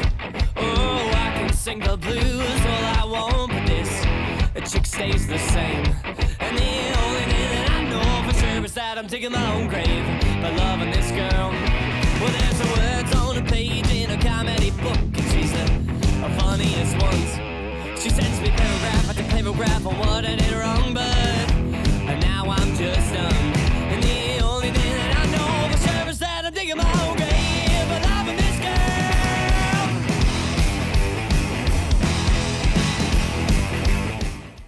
How we spoke about ending. I will remember that ending. You guys are the experts, not me, but now I feel you, I get you. That makes sense to me. I'm going to start with Dre. I'm not going to say anything else. Dre, thoughts? Yeah, I really like that song. I would say it's one of my favorite ones of the day. It wasn't predictable. You know, I was kind of vibing along to it, and then they'd make a little adjustment, and I'd be like, oh, okay, I like what you did there. I love the vocalist. I love the sound. I think it has definitely, obviously, a strong rock presence, but I could hear elements of other genres involved in it. I guess I don't have much critique for this one because I like what they did with it. They know their sound. I would just say the long guitar solo. I love long guitar solos, but I do think if they're trying to make it in a super, like, let's say they wanted it on the radio, that might close a few doors because of how long the guitar solo is. So I would maybe just keep in mind that they might open more doors if they kept that shorter. But I love the diversity of the song, and it's one of my favorites. Let's go to UK. What are you thinking?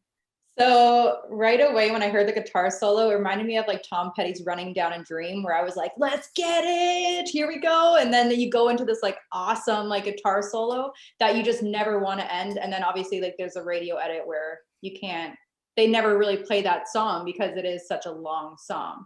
But I just want to point out that I'm super impressed just generally. The diversity that we've heard today is so amazing. And this, when it first came on, I was like, whoa, I was not expecting that, but I love it and I'm here to stay. And I kind of got like a Grease swing vibe to it. It mixed with the rock, because I kept on like, I wanted to do a little bit of jiving, but I couldn't because it was rock, and it just brought a lot of different genre aspects, like Dre was saying, which I really enjoyed. But yeah, I'm super impressed, and like this was like one of my tops for sure. It was really great. And Tyler, I guess both to Dre and Kay, they're both kind of saying there's like little things, like Dre was saying there was bits and pieces that I didn't expect, and Kay was saying, you know, there was different elements like rock and other pieces in there. That's going to set this artist apart, no? Well, yeah, for sure. Okay, so if I'm critiquing the song, so separating the song from the artist, I love this genre. It's got that sort of 12-bar blues, little rock, but it's fun. The hook, digging my grave, loving this girl. Yeah, you know, it was fun. And to Kay's point, you know, it would be great in a concert. You know, you can rock out. I think it would be great. The song, though, when you're doing this kind of structure, it didn't feel different enough for me than any other 12-bar blues. I mean, the melody was all right. You know, didn't pull me in. What pulled me in were the production values. So I was like trying to not listen to production values and just focus on the song because it's a songwriting competition. And you know, his voice wasn't as strong as the guitar. The guitar, whoever played that guitar, if that was him, oh my goodness, like I would definitely go see him in a hot minute. But his vocal quality was not as strong as the guitar. So that kept throwing me off. Yeah, the vocals, were a little weak, and the song was okay. But I would definitely work on the melodic structure of the song a little bit if you're going to do a 12-bar blues. Joanne. Okay, so I agree with everybody. And Tyler, I think you are completely brilliant with everything that you've said there. There is a mix of genres within this song. And if I had to describe it, I would say it gives a Beatles feel turned rock. Like if the Beatles turned rock, this is kind of what I picture it to be. It was very upbeat. I feel like it was danceable. I do think that it is radio worthy. As far as the long guitar solo, there could be a radio edit, just like we do with explicities. Oh, why can't I speak today?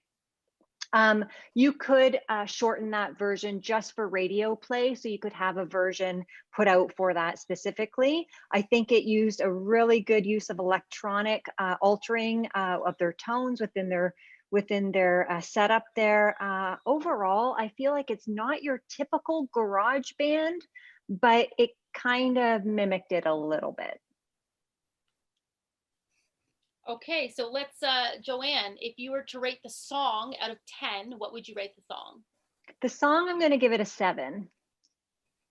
Dre, I'm going to give this song an 8.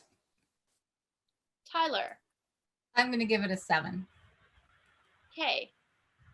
Giving it a 9. I love the guitar. And you know, I wish I knew if Logan played the guitar, but as a host, what I try to do is I try not to, you know, watch their videos or anything, because I want to be, you know, I want to treat everyone fairly. And I didn't listen to the songs today on purpose because I wanted to feel it with you and kind of have those emotions with you guys. I think though, from my recollection, that was him playing. I think that is Logan playing. If I, Mike, I don't know if you can Extra impressive. Mike, do you, I remember seeing a quick video, I think, of Logan. Is that Logan playing? Do you know? I believe it is, but cannot completely confirm. Yeah. Yeah. So, yeah. It would make it. Honestly, it would make it. Yeah, like if that is him playing, I feel like he has a huge career as a session player or a touring, you know, when we can do it again, player for sure. Amazing. Yeah, absolutely. Now, we have heard 14 amazing artists today. Every song, great. I think there's a lot of potential in every single one of the top 14.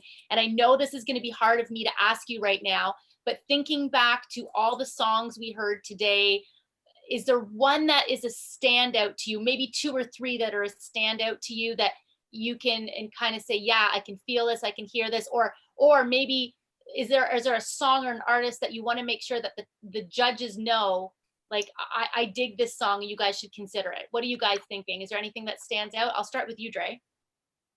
Yeah, so for me, there's 2 songs that really stick out.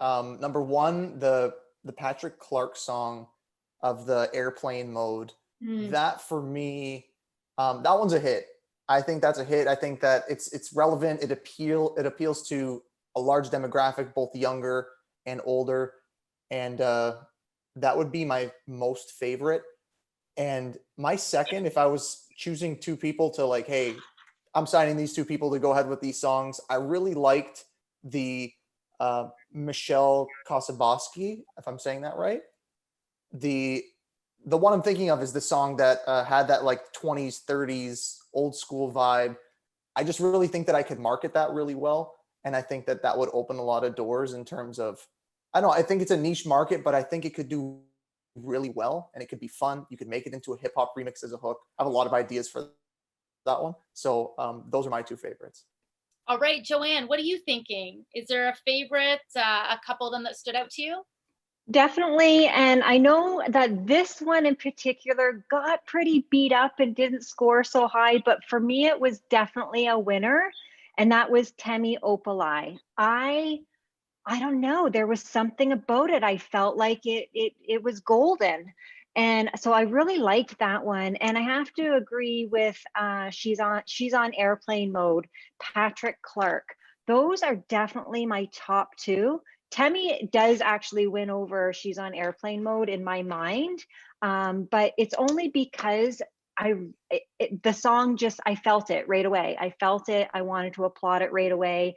I really did want to hear Jason Derulo somewhere in there too, but yeah, I felt I don't know. It was a good one for me. And you can tell that your background was in CHR Top 40 radio because you have that. Yeah. So I feel you there. I feel you.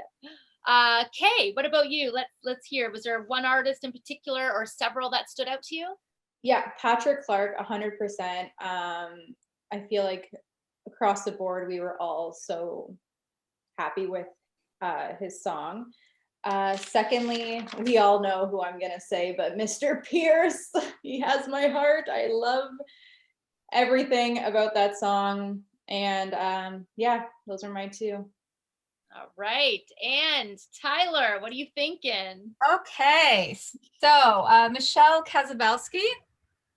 I loved her. Patrick Clark, for sure. And then John Muirhead. I thought definitely had some real potential, some co-writes there. What was the third artist you said? John Muirhead. Did I pronounce that right? No, it cut out on my end, so that's all. Oh, okay. Yeah. John Muirhead. And what about Patrick Clark? You said you loved that song? Yeah, I think it's fantastic. Yep. Okay. And what was your comment about John Muirhead there? What did you say? I think he has some great potential. Just good co-write, a little bit of tweaking, but really some great potential there. All right, guys, I want to thank you so much for all of your feedback. It's been great. You guys are true professionals, and this is going to mean a lot to each and every single artist to hear this feedback. You guys have been honest. You guys have been giving some great feedback that they can take into their career to move forward. So I want to thank you so much. Next step, we are going to get together with the judges and deliberate, and we are going to make it a top 8. It's going to be very hard, but with your help and direction, I think it's going to be a good one. So thank you guys so much. We really, really appreciate you being a part of the Shot Remastered. Thank you. Thank you, Sam. Take care. Bye, everybody. Bye. We have got the judges together and we are ready to deliberate. Guys, I'm telling you, it was a great day with the industry today, and we have a lot of positive feedback and some constructive criticism. So we're going to walk you through it right now so we can narrow down our top 14 to a top 8. So are you guys ready? Yeah. Go for it. Okay. We also have producer Mike in the house as well as backup in case I forget anything. Producer Mike, say hello. Hello. The voice Hi, Mike. responds. All right. We are going to start off with Curtis LaBelle. Heard his song today, and we had some really great feedback and some constructive criticism. So I will start with the positive feedback. Everybody felt on the panel very good energy when it came to the song, had a familiar tone to it. They kind of felt that it was Elton John-ish. They also felt that the tempo was good, but the panel was really interested to see what more Curtis had to offer. And also someone said they could actually hear that type of song in a movie as almost like a soundtrack to a movie. The constructive criticism was also, it sounded a bit Elton John, that maybe this artist still needed to find his own sound because everyone just instantly thought Elton John. Also, the words don't right off the top, kind of starting off the song on a negative note as a songwriter's perspective. That was something that they said. And they also said they just didn't feel that this particular track was radio ready as of yet. Maybe needed a little bit of a rewrite, to work on it and a little bit of production work as well. Giselle de Guzman. So this song had a little bit more constructive criticism. So the good things was liked the sound of her voice, maybe a little bit of coaching would also help as well, a very good tone and lots of potential. The constructive criticism notes I have are be careful that the songs don't become a therapy session, rather than instead you need to take the lyrics and make it a therapy session to all that are listening, not just to you, but you need to pull us in so we feel the same as you feel. All right, now this one I also found interesting as well. Johnny Starks, you guys all know Johnny? Oh, love Johnny. Okay. They hated him, didn't they? But did the focus group like Johnny? That's the question. Yeah. So with this particular song, the judges did say that there was also some issues with like the enunciation of the words. One of the judges or industry judges said they thought they heard a word, no bottle holds a kettle, but that wasn't the actual words. So it didn't, she spent a lot of time going, huh? Instead of actually listening to the song. I know who that was, by the way. Pardon? I can tell by the way that was said that I know exactly who said that. See, I thought I was going to be able to say the same thing, that I would know who said that. Funny, because we thought the initial, like the first with Curtis LaBelle, we thought they were being rough. And then we go to the next 2 or 3 and it's like 3.5, 3, 4.5. And you know what? I think the thing, even though Elton John are not, the guy who put the most production into this season was Curtis LaBelle and Klaus, right. I'd say. They put the hardest production into this. So of course their scores are reflecting that. And that's an interesting point too. But the only caveat to this that I would say with CJ's point as well is this is an artist competition, and it's not just about their song and their singing. So these scores are lower also because unlike us, they didn't actually get to meet the artists. Yeah. And an artist presentation is important. So I think that's why these scores are getting lower too. But when there an argument can be made when a song comes on the radio for the first time and they're a new artist, that person on the other end of the radio that's hearing it hasn't met the artist either. Yeah. Absolutely. But there's also a lot of game behind it, right? There's also a lot of game behind an artist before it's released. And an unbiased, unfiltered perspective without all the things that we've seen or experienced, and I think that's interesting. You know, the artists have been through so many different processes during this whole season, and you know, have had so much feedback from us, and I think, you know, at the end they'll feel like, okay, I'm ready to go. The work has just begun, pretty much, right? Like, this just shows you there's more to do to get yourself to that place, you know? Yeah. All right. These scores are like rating Eric's comedy. You can just tell. Can't all be tense. We're watching. I don't know. Patrick Clark. So I'm going to start off with the positives. Everybody was doing this when the song started. Okay. Literally everybody. The old chicken neck. Where they were not doing it before. So they basically said they felt it was very Luke Bryan-esque. They thought the hook was current. It was modern. Someone said, quote, "I'm a huge fan already." Okay, moving on to Evan Farrell. So the constructive feedback was, didn't really feel the energy, sounded kind of muddy. The pitch was off. The chorus felt a little flat. The vocal technique was just quite not there. And production could help make that a better song. So next is Christine Jackson. So beautiful voice, soft, relaxing sound, Sarah McLachlan-esque. Loved the voice, believed what she was singing, want to hear more from her, good flow. The harmony element part works. And for the constructive criticism, they said, be careful again, didn't connect. Guitar needed some work, needed some better flow. Watch where you're putting the harmonies. And also it was that they were talking about the therapy song again. Once again, be careful, it's not your therapy song, it's our therapy song. So when we listen to it, you feel a connection to it. And it's not just like, this is my life and it's horrible. You have to connect. So that's what I do with my comedy. So next is Michelle Kasabowski? Yeah. Kasabowski, #1 hit Polish singer in Kingston area. So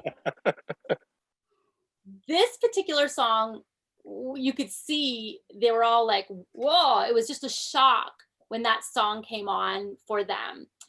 It was a surprise. They said it's a specific niche. They mentioned TikTok again. Like, this is huge on TikTok, these type of songs, and there's a fan base for it. They could hear it at jazz festivals, you know, playing in the background of, you know, a hotel or wherever they were at. They quote, "It was fantastic. There was humor in the song. There's a huge market for this type of music. And the articulation was on point." So giving the scores out of 10, 9, 9, 9, 10. Wow. So far. I've always believed in the Kasabowski experience, and I just want to make that very clear to everybody right now. From the first time I saw her, I'm like, she could win this whole thing. Okay, sorry, go ahead. You said that about a lot of artists. No, just a couple. No longer with just a us. couple. You know what? They should have listened to her do her thing, that rendition of "Digging My Own Grave," because that is hauntingly beautiful. we're going to move on to Jessica Leong. And we'll start with the constructive feedback. They said, work on the hook. They just felt it was not memorable. Someone even said, quote, it sounded very juvenile, very game show vibes. Might have worked better as maybe a duet instead of just one person singing it. Didn't like the end. A lot of them said they were not very big fans of the end of the song. And it needs a lot of work, and the hook needs to be worked on as well. What a world. Keep saying that. The Right? world is upside down. I'm rethinking about all these guys and girls and what I thought about them and then the general public. Taney. So this was interesting. So this was very crazy for me. And I kept my opinions obviously to myself, but I could feel both sides, and it was these comments are going to throw you off. But for positive, the energy, loved the full production, very cool tone that was said by the majority of the panel. Cool voice was said by most of the panel, liked the harmony. And someone said, if I was the PD of a radio station, so a program director, I would throw that track on high rotation, which is huge in the radio world. Someone was saying they felt the song was great, and this is a positive, but it was almost missing like a Jason Derulo or a DJ Khaled. You know how they throw their names in? They kind of felt like if they redid the song and brought in like Drake for a little kind of rap in between, it would have made that song what it is. That's a good point. Yeah. All right, moving along. Ksenia, did I say that right? Ksenia? Yes, you nailed it. Aaron? All right, so here we go. Let's break down the positives first. Sounded like a bit of a raw demo, but was good. Lots of good ideas in the song. Good tempo, strong message, strong hook. Loved the voice, sounded almost like Tracy Chapman. The constructive criticism, there was a hook issue. Needs some not work. pulling it out, or sorry. Yeah, they just said it needed some work, some tweaking. It's not radio ready. They were not ready for the tempo switch up. It needs more of an intro. They felt they were confused with the song. It was a mixed bag of goods, is what one industry professional was quoted as saying. And they just need a little help connecting to it. They just got lost in the song. It could be radio friendly if it perhaps got a little bit of work done to the song. All right. Interesting. All right. Oh. Next is Sagan. Did I say the name right? Sagan? Sagan. Sagan is what happens to a diaper after it's been on a baby for 6 hours. Sagan. Sagan, yeah. Sagan, okay. Sagan. So let's start with the constructive criticism. Kate, you ready? This is your boy. I know I'm not looking at my camera. I'm looking right at Kate right now. Okay. If I just so do this. Here we go. So let me start with the positives. Here we go. Positives for Sagan. Loved the voice, loved the song, subject matter was good, could be made for radio, and the scores again are divided 5, 7, 9.5, and 7. Someone really likes Sagan. Fan. Mixed bag for Kate's boy. So Big smile on Kate's face. Did I look sour? Nope.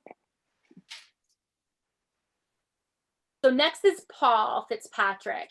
Oh, Fitzy boy, the good old Down East boy. Yes. So they loved the folk sound, loved it. It was a sweet, heartfelt song. It hit milestone moments. It was marketable, had a good radio vibe, and a beautiful instrumental. In terms of the negative, they wrote, well, not negative, constructive criticism. Loved to hear loved to hear a lift to the chorus. I guess if you're a songwriter, you understand what that means. A strong hook they wished it had a stronger hook. Be careful with cliches throughout the song. The vocals and production could use work. Nothing really jumped out as it being separated from the rest.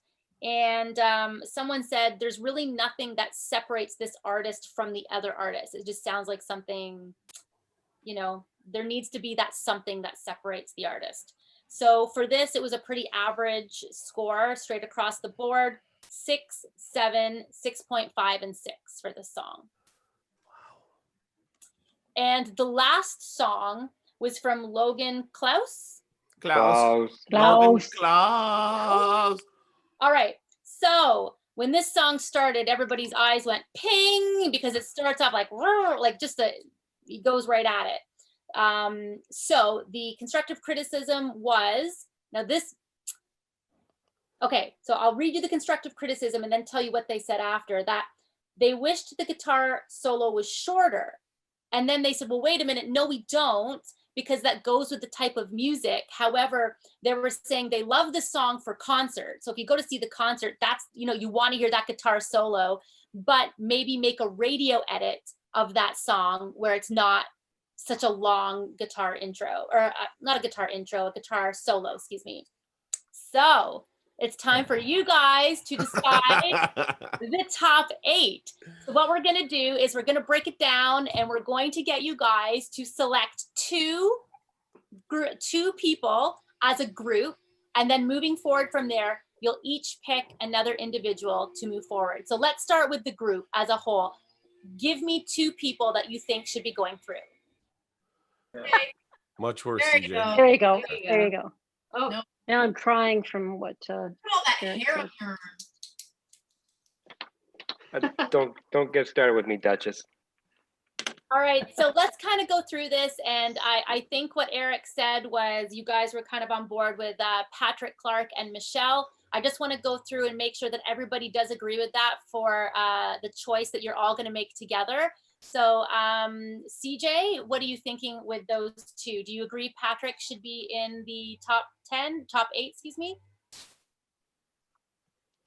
Yes. Shane? Yes. Eric? Yes. Danya? Yes. Kate? Yes. Jen? Yes. Oh, More Patrick than Michelle, but yes. Okay, so Drama. Patrick, Well, that's just Patrick, right? We haven't got to Michelle yet. no, we haven't got to Michelle Oh. yet. So Okay. that's Oh, sorry. I thought that was Patrick and Michelle. So yes I- to that. Yeah, too. me too. so Yeah. let's chat a little bit about Michelle then. So a lot of you did say Michelle. So let's kind of go through and see if we're all in agreement. So Danya, I'm going to start with you. Yes, I think she's very unique. It's a different market, but something different that we need. Yep. Kate. I'm gonna say yes. I love her work ethic, and I think she really shines at what she does. Eric. Yes, I love Michelle. Always have, always will. Jennifer. I really like Michelle, like you say, the work ethic. She takes her artistry seriously. The only caveat I have to it is, I don't know, there's something about the marketability or something, or actually maybe she's like too good. It's hard to explain, but it's like, I'm not sometimes feeling that she absolutely deeply believes it, that it's more just, she's doing it by formula. Not to say she's formulaic, but that's kind of, but I get why people like her. I totally get why people like her. I can't see her on, I can't see the radio thing, but I think she could be placed, like movies, like that kind of thing, something dramatic, like that jazzy kind of background. Yeah, I'm rewatching Boardwalk Empire right now, and she reminds me of Boardwalk Empire in a good way, like that era, like that. Yeah. So Jen, hold that thought for a second. Let me Okay. just go to Shane and CJ. And do you guys feel Michelle is a group choice? Shane? Yeah, I do. And I think it's what Danya said, you know, it's different, it's unique. I don't think it's for radio, but that doesn't really matter. But I also agree with Jen a little bit too. So, but yeah, for sure to make the top 8, yes. CJ? I'm going to agree with Jen on this one. Okay. So right now we have 4 that say yes and 2 that say So if I'll ask you guys this, Jen, if it's not Michelle, who would you put in that spot? I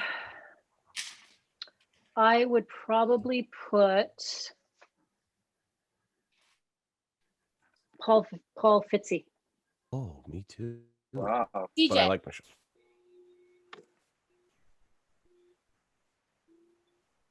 I would probably put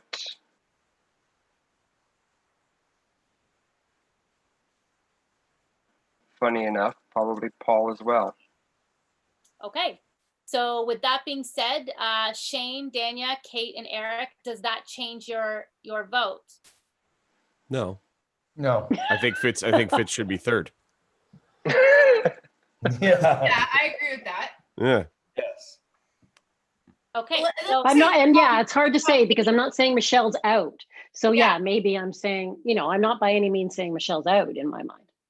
Well, we have to come up with a unanimous decision. Unanimous on 2? Okay. Yeah, on 2. We have to have a group decision on who is going to make that second spot where we all agree. So it's. I just throw out Logan Klaus.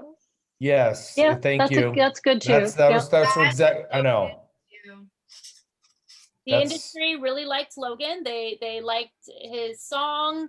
They loved that if he plays guitar, they loved that. So they were on board with that, and he had some pretty good scores.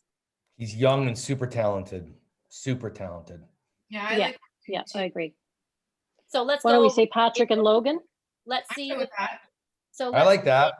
So Logan, let's go with Logan. I'm going to start with you, Danya. Would you say yes to Logan? Yes, I would. Kate? Yeah. Jen? Yes. Eric? Hundo P. Shane? 100%. CJ? Oh, he's giving us that mysterious silence. Come on, you can do it. You've loved him forever. Yeah, let's not get suspense. I do, but this is top 8 now. Top 8, which means 8 will not. I've already got my top 8 checked off. So yeah. All right, yes to Logan. Yes to Logan. Okay, so there we have it. 2 of the top 8 is Patrick and Logan. We are all unanimous with that decision. We all feel confident with that decision. I'm going to give you 10 seconds. If you change your mind, please speak up now. Patrick and Logan are our first 2. What happened to Michelle? No, you have to pick 2. You have to pick 2. Pick 2 unanimously. It was either Logan or Michelle. Oh, Michelle's still going to be top 8. Saturday night, just making plans. I was listening. Gee. All right. Well, guys, here's where things get a little bit more serious. You guys will now each be picking one more person that will make the top 8, and you're going to give me that name right now. Michelle. Oh, I got it first. Sorry. So we're going to start. I think I heard Danya first. So Danya. Sam, after all we've been through together, I cannot believe you would pull that on me. Michelle, yes. All right, Eric, I will give you an opportunity to pick someone else that belongs in the top 8. Fitz. Oh. Okay. Shane. Well, it will be an unpopular choice. Temmie. It's not unpopular. Not unpopular. Well, it would be very popular. I like him a lot. Well, the judges. That's a good choice. I think that's a good choice. The judges felt, it's not the judges, the industry felt that, that's a good choice. Oh, I'm going to go with Kate.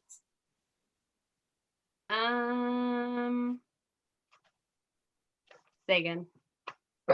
Oh, that's a surprise. Wow. I'll take predictable for 200, Alex. Jennifer. I'm going to bring on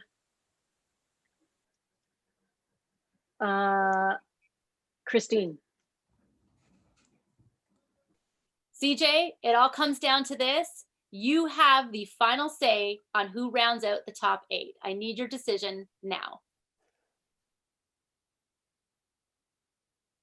The last artist going into the top 8 is going to be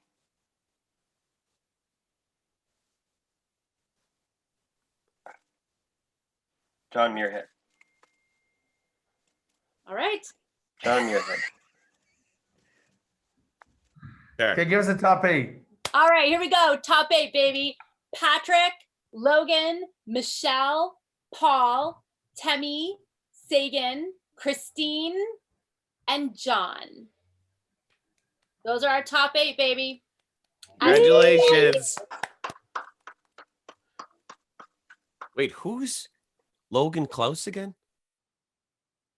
Now that we have our top 8, there's only one step left before we find out who will become crowned winner of this season of The Shot Remastered, the finale where all 8 artists will perform their original song live virtually in order to win your vote. That's right, you at home will choose the winner.